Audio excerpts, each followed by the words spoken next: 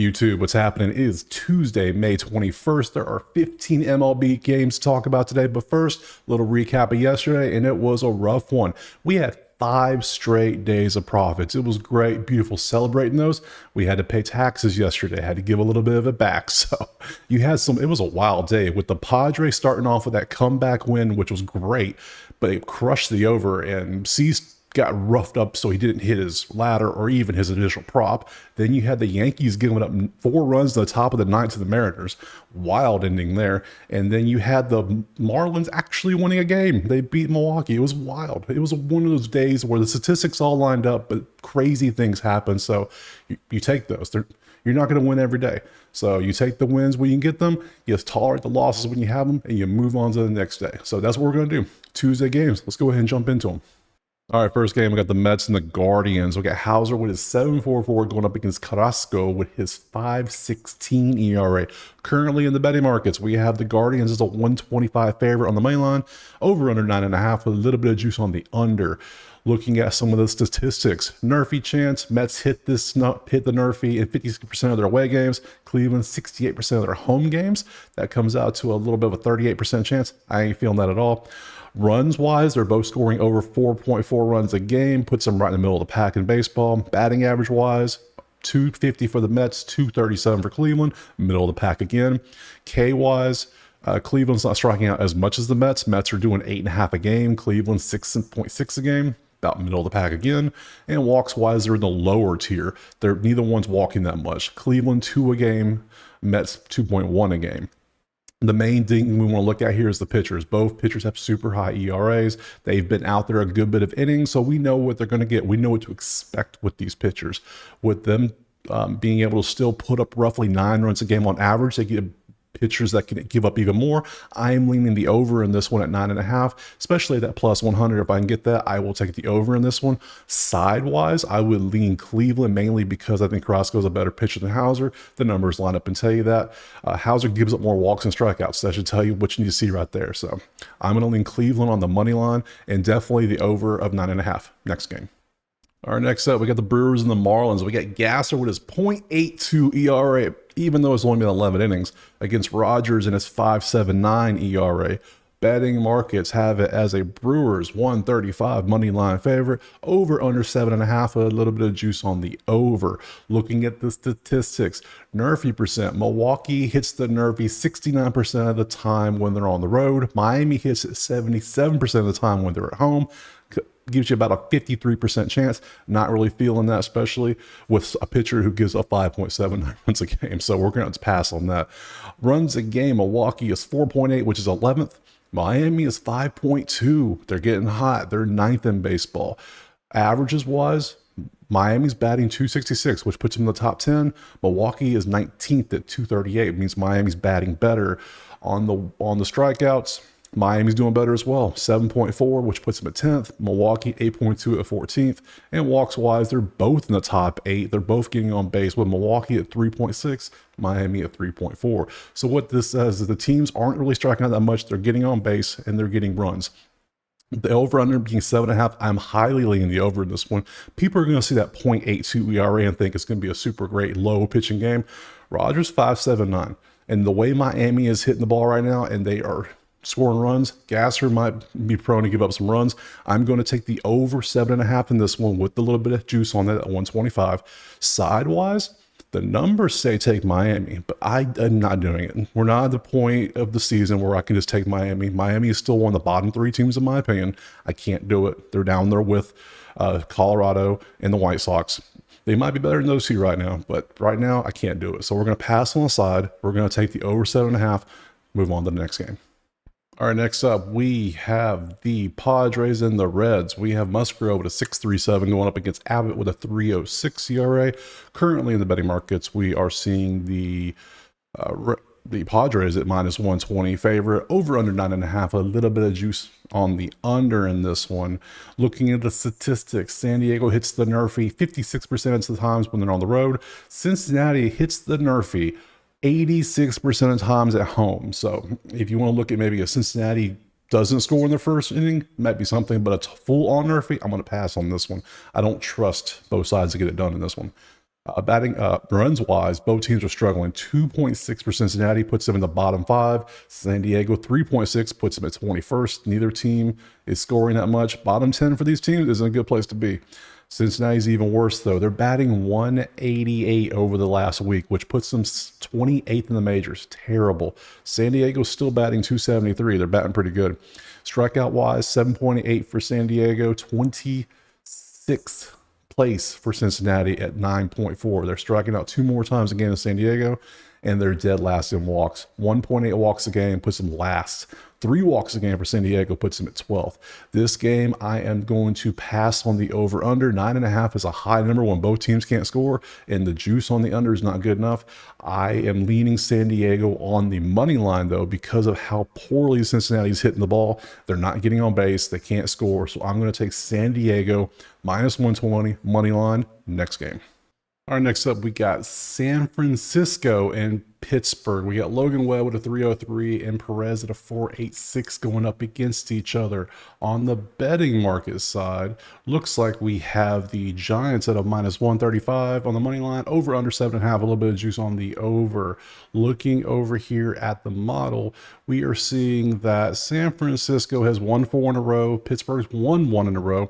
San Francisco is hitting their NRFI 82% of the time on the road, and Pittsburgh is hitting the NRFI 76% of the time when they are the home team. Together, that's 62%. Not enough for me to think about taking a NRFI. And this is the main reason why I don't want to. In runs per game, San Francisco is scoring 8 runs a game right now over the past week. Number 1 in the majors. They are batting 343 as a team. Ridiculous numbers. First, most dominant so far I've seen this year. They are only striking out 5.75 times, which is 3rd, and they're getting walks also. They're getting 4 walks a game. So not only are they getting on base, they're swinging the bat like crazy, and they're scoring runs. Yeah, they're dominant right now. However, Pittsburgh is 3.8 runs a game, which puts them at 19th.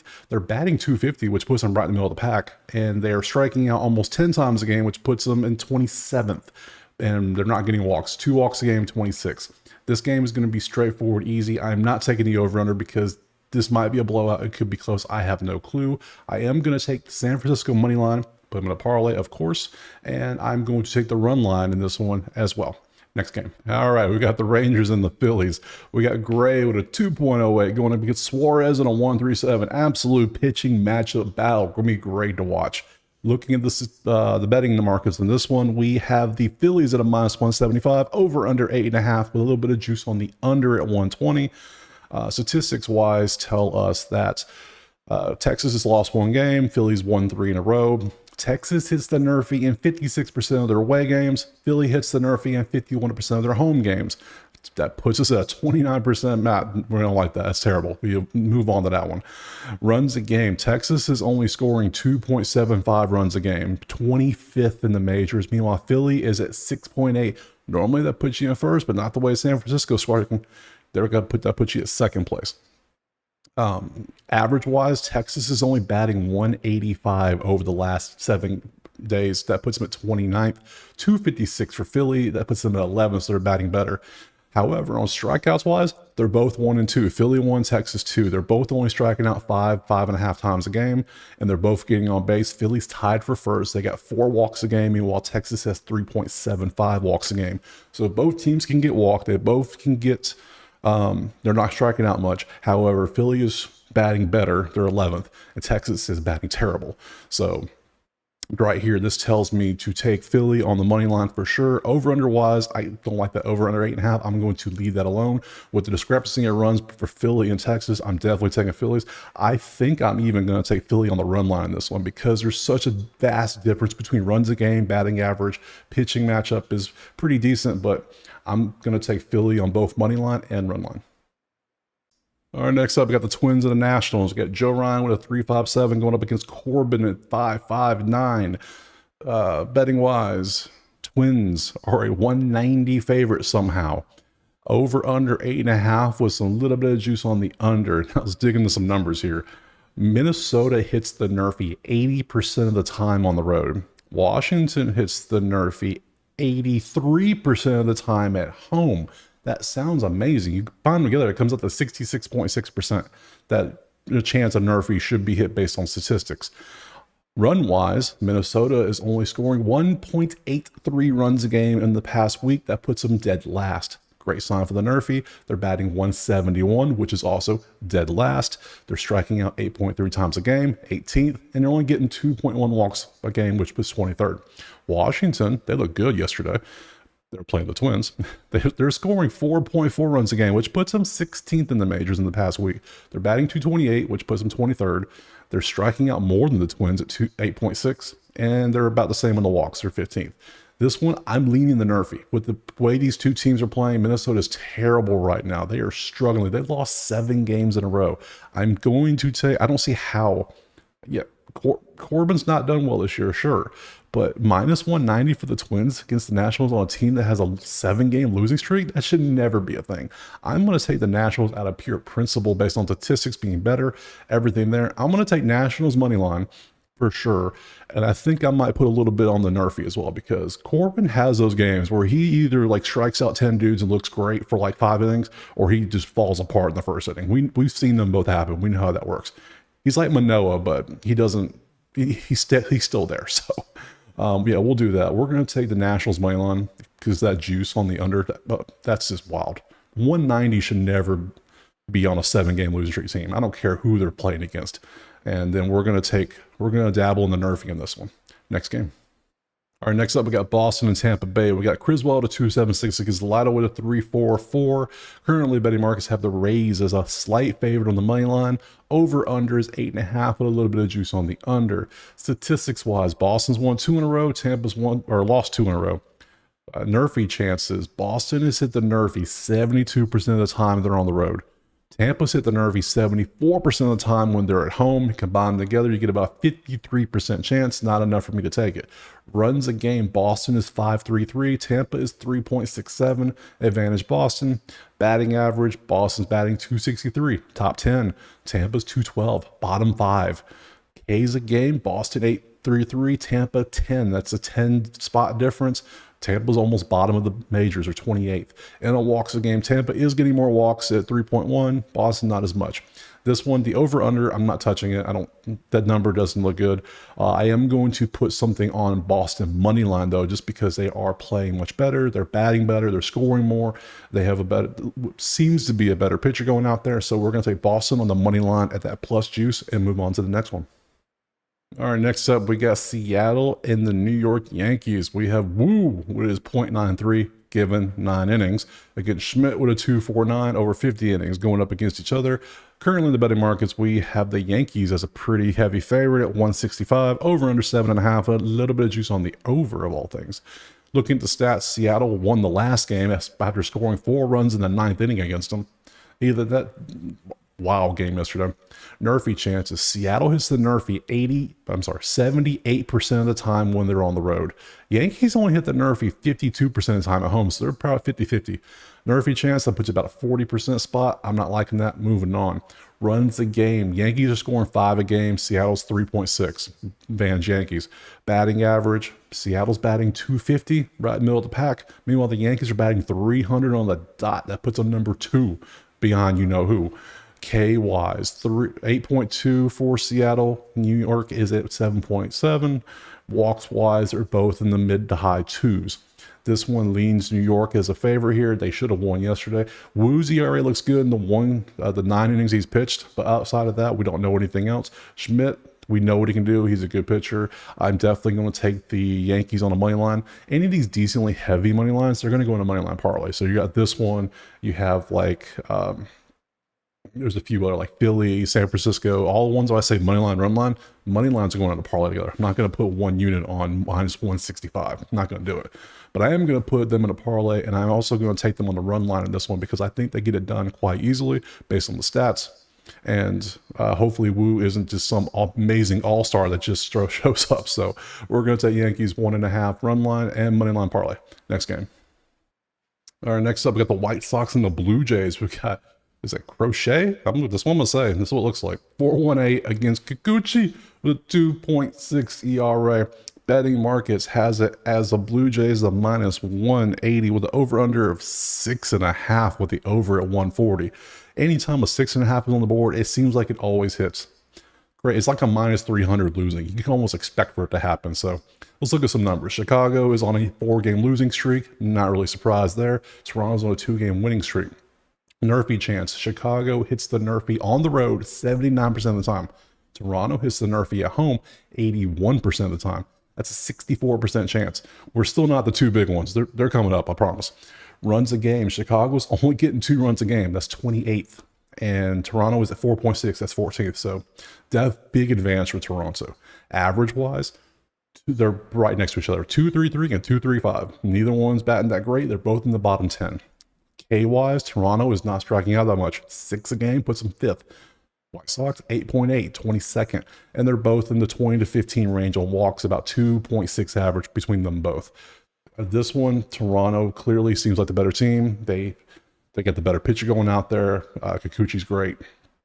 We have the better stats. We have all the numbers in our favor. I'm taking the Blue Jays in a money line parlay, and I'm going to take them on a run line. I know it's a lot of run lines today, but we got some potential for some massive blowouts. After yesterday's craziness, I think we get back to usual today, and just the good teams are going to dominate. So Toronto run line and Toronto money line parlay. Next. All right, next up, we got the Braves and the Cubs. We've got Morton with a 3.52 going up against Assad with a 1.49 ERA. Betting markets currently have it as the Braves is a 125 favorite, over under 10.5, with the under getting some juice. Looking at the statistics, we have the Braves won their last one, Cubs lost their last one. Braves hit the NRFI 80% of the time when they're on the road. Cubs hit it 69% of the time when they're at home. 55% average, don't like it, moving on. Atlanta has averaged 2.2 runs a game over the last week. That puts them 27th. Cubs are at 3.4 a game, puts them at 23rd. Batting average, Atlanta's batting 249. That's right in the middle of the road. Chicago's batting 197. That puts them almost dead last at 27th. Atlanta is still striking out a lot. If Cease didn't get wrecked yesterday, I think he would have got more strikeouts, but I mean, it happens. You get wrecked. So they're striking out 10.6 times a game, puts them at 29th in the last week. Cubs 8.8, 22nd. So we got a lot of strikeouts between these two teams. Atlanta's not walking much either. 2 walks a game. Cubs 3.2. They're top 10 in walks. The way the numbers lines up, 10.5 for a reason. There's something going on. Unless the wind is blowing out at Wrigley, which could be very well what's happening tonight, I don't trust the over-under here. Both teams are struggling to score. Both teams are struggling to hit. So we're going to pass. And if the wind is blowing out, I don't want to touch the under because we know what happens when the wind blows out at Wrigley. You have 14, 15 run games in this one. So we're going to pass on the over-under. On the side, Atlanta is technically a little bit better than the Cubs, but I can't touch this one. I don't see an over-under worth. I don't see run lines. I don't see NRFI. This whole game is going to be a pass and move on to the next one. All right, moving on. We got Detroit and Kansas City. We have Mize with a 3.5 ERA going up against Marsh with a 2.43. Currently on the betting markets, we are seeing the Royals and Tigers as a pick 'em. Either side is getting anything here. Over under 9.5, a little bit of juice on the under. Statistics wise, Kansas City's won 4 games in a row. Detroit's lost 2. Detroit hits the NRFI 58% of the time on the road. Kansas City 59% of the time at home. Gives you a 34% chance for NRFI. I almost lean Yurfie in this one. So that puts us at 65 point something on the Yurfie. We're going to leave that one alone. On the runs a game, both are scoring runs, are both top 6. Detroit is at 5.6 a game. Kansas City is 5.8 a game. That puts them 4th and 6th respectively. Batting averages, Detroit is batting 295, which is 4th. Kansas City is 291, which is 6th. They're both hitting the ball and scoring runs. Kansas City is striking out 5.8, which puts them at 4th best. Detroit 8.2, middle of the pack. Walks wise, they're both 2.5 average, 18 to 20 for them each for those 2 spots. Over under being 9.5 makes complete sense in this one. Both teams are scoring. They're both batting great. The pitchers, decent stats, that's fine. But I think one of these pitchers is going to give up some runs. So I'm going to be leaning and taking the over of 9.5 of this one, especially for that nice juice right there. On the side wise, I'm not going to take a side. They're both playing great. So I'm going to leave the side alone. We're not touching the NRFI. We're just taking the over 9.5, get that plus juice and move on to the next game. All right, moving on to Baltimore and St. Louis. We got Bradish with a 2.63 ERA going up against Lance Lynn at 4.17. Betting markets have it as the Orioles as a -150, over under 8.5 with some decent juice on the over at 135. Looking at the stats, Baltimore has lost their last one. St. Louis has won their last one. All right, this is the fun one. Baltimore hits the NRFI 94.44% of the time when they're on the road. I didn't believe when I saw I had to research it. Yeah, they hit the NRFI a lot. They do. St. Louis hits the NRFI as a home team 76% of the time at home. Combine those two, you get right at 72% chance of it hitting. With Baltimore on the road, I have to take the NRFI here, especially with St. Louis doing it on their own side. Now, I'm concerned because Lance Lynn has been known to give up some runs, clearly with that ERA, and we've seen what happens sometimes. Bradish 2.63, I'm not as worried about, but this one with the stats being 72% chance, I'm going to be taking it. So, and this will be in the short video I'm going to put out too, because the number is too crazy. I'm going to take it. We're going to take the NRFI in this one. Runs a game, Baltimore 4.8 puts them at 11th. St. Louis 5.6 puts them at 6th. They're both scoring runs though. That's a little concerning as well. Batting average, St. Louis is batting third at 297, Baltimore 253. Strikeouts, Baltimore is doing better at 6.4 compared to 8.8 for St. Louis.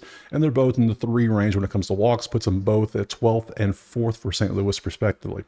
On the betting side of it all, over under 8.5, I can see why it's over because of who's pitching. And we have both teams scoring over 10 combined runs a game.